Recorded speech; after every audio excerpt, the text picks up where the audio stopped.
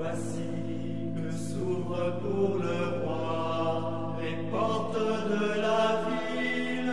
Hosanna, béni sois-tu Seigneur.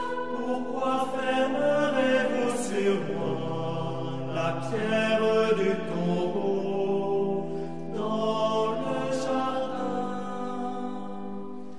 Dieu sauveur, pour lui notre péché. Mais souviens-toi de ton amour.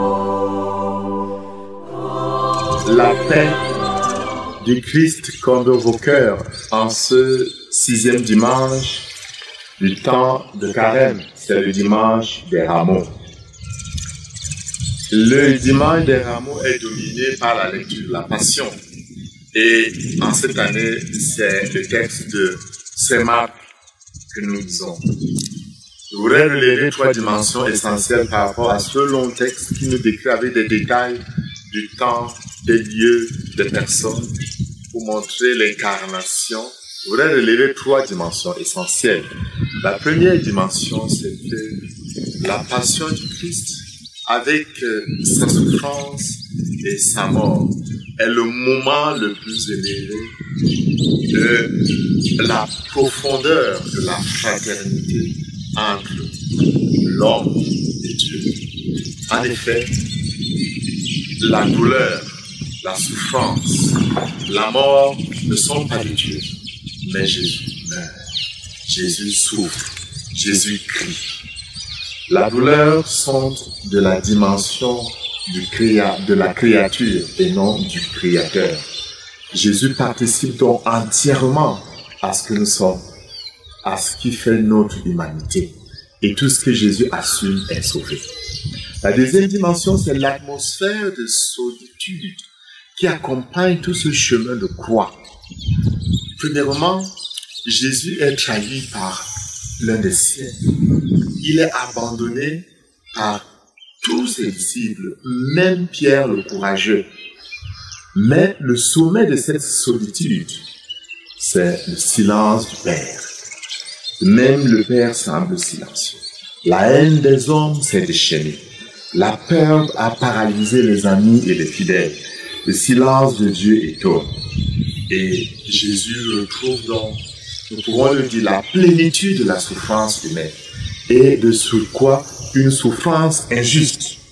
Jésus recueille donc en lui toutes les larmes, toutes les lacérations, toute la souffrance physique et intérieure, toutes les plaies de notre humanité, toutes nos déceptions, pour les porter à Dieu, Dieu qui seul peut trouver le vrai sens à notre souffrance, à nos chutes. Lui seul qui peut donner une direction, un sens à notre existence.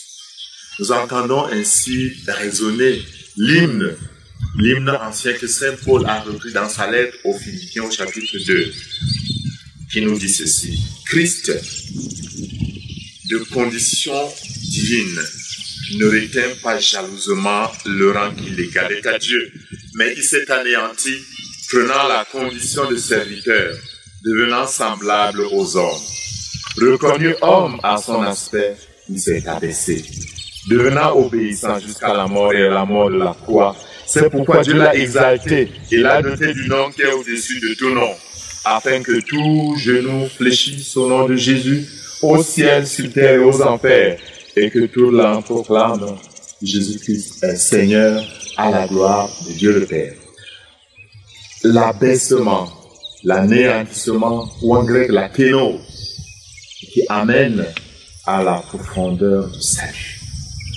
C'est dans l'acceptation voulue par le Christ de cet abaissement, de cet anéantissement que nous sommes sauvés.